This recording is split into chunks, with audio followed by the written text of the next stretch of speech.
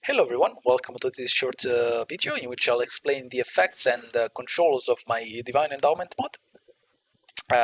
It will be divided in a few sections, so without further ado, let's get started.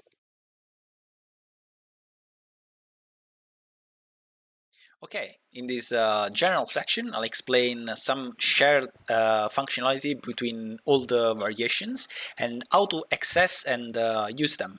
So let's first showcase something that applies to all four variations, okay?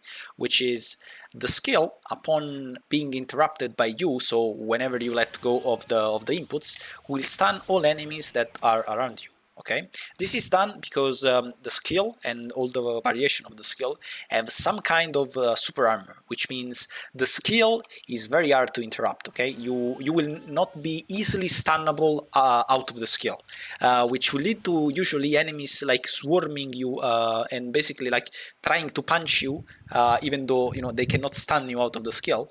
And generally, when it ends, if the stun wasn't there, they will basically always get the first punch onto you, which can lead to like getting a ton of damage, and it honestly doesn't feel great. So I've added this small stun so you can get some breathing room and maybe get the first punch in so you can start your combo first. Okay, which I hope it helps with usability and satisfaction with the skill. Now let's get started on how to actually use these effects and how to access them. Okay, you can do that in two ways. You can either use the base skill first, which is just a normal key charge, as I'll show you later, and then go into one of the three variations, or directly go into one of the variation, completely skipping the base skill. So I'll first show completely skipping the first skill into one of the variation, and then I'll show you staying into the first skill mode for a while, and then like hot swapping into one of the variations. Okay, so let's go into healing variation immediately. As you can see, I went directly into this mode, and I'm uh, healing me and draining my key. But then now I have no key. Okay, so I can't really use this. I can what I can do instead is use the skill normally a bit, charge some of my key and then press the input and go into this variation after using the skill normally for a while. You can obviously do this with any of the three other extra input variations that I just showed you this because it's the most clear and easiest one. Okay. Another thing which is very important is that you can hot swap between either of the three extra variations. So let's say I want to use the variation that charges my key very quickly, and then now that I gained a lot of key, I want to use that key to regen my health. So I will go into the variation that turbocharges my key. Then, without letting go of the input to access this variation, I'll press the input for the healing variation, let go of the input for the turbo key charging, and it will go into the other one, as you can see. That's it's a lot more complicated like when I'm explaining, but in practice it's very easy. You just basically when you want to hot swap, before letting go of the first input, you press the other one and then let go, instead of letting go first and then pressing the second input. It's honestly not that hard. I just suck at explaining things. I'm sure you'll notice in game. So now that I explained all the general things, we'll see you in the first section, which will explain the simplest and most basic use of the skill. Let's start with the simplest and first variation, which is the normal skill input. Just activate the skill. It will charge your key at moderately fast speed, just like any other key charge skill, and upon ending, it will stun your opponent. Additionally, as a type of armor, this skill has super armor.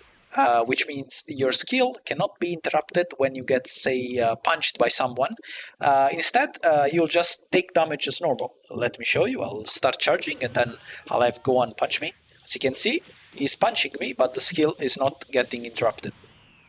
And that's all this first variation does. It's extremely simple. So let's get into the next one. For the second variation, I'll show you the healing variation, which is done by using your guard button. Again, you can either immediately start the healing variation by pressing, the skill input plus the guard button, or first start the skill normally and then the guard button. Okay, perfect. So let's show what it does. It basically drains your ki very quickly, but it heals you to make up for it. I think this is nice if you like at low HP and find yourself in need of some health. You can use it. And just like I showed you with the other ones, this will stun close by opponents when you cancel the skill. So as you can see, it will stun Gohan. Additionally, this has the same super armor effect as your ultimate, where you will not take HP damage, so your health will not be like taken from you, but instead you lose stamina.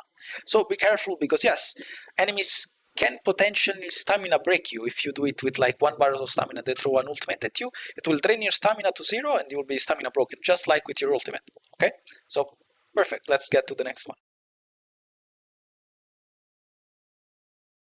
Okay, so this variation instead, as opposed to the last one, focuses on key charging. And what it does is that it turbocharges your key at the cost of one of your stamina bars plus constant key stamina drain as you keep it active. So, and it's done either by via the analog stick, by literally pressing it, so the send button, or the lock-on button. Okay, this has two inputs, and which you can choose in the installation files. There's two versions of the skill you can install. One is done with the lock-on, and the other is done with the analog. Choose as you prefer. Okay, so let me show it. As you can see, it instantly drained one of my stamina bars and slowly drained my stamina, but it gave me my key back extremely quickly. Okay, another thing about this skill is that it makes you completely invulnerable. That's also why it costs this much to keep active. So you can use it as an evasive, basically. So if I have, say, Gohan throw me a special beam cannon, and I activate the skill, the special beam cannon will basically go straight through me and deal no damage whatsoever. Okay, so let me show you. Come on, Gohan, throw me your special beam cannon, man.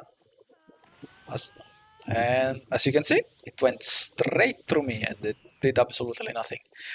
One important thing I'm sure you noticed is that you can use it even if you are full key. That's because, again, you can use it as an evasive if you want. So I gave you the option to use it even if your key is maxed.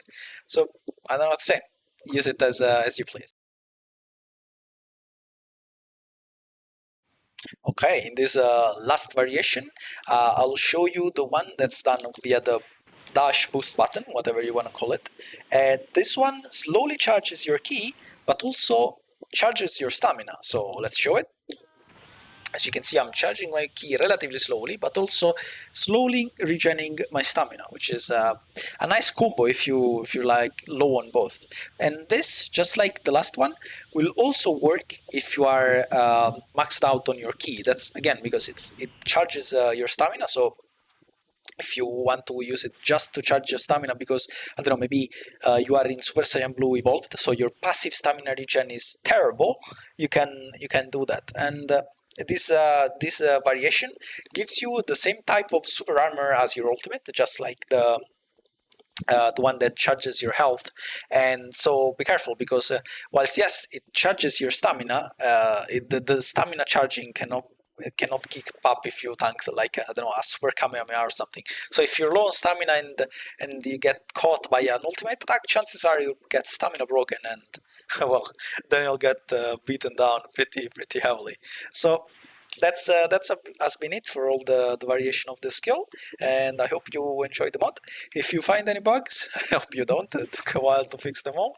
Let me know in the mod comments, and thank you for playing. Bye.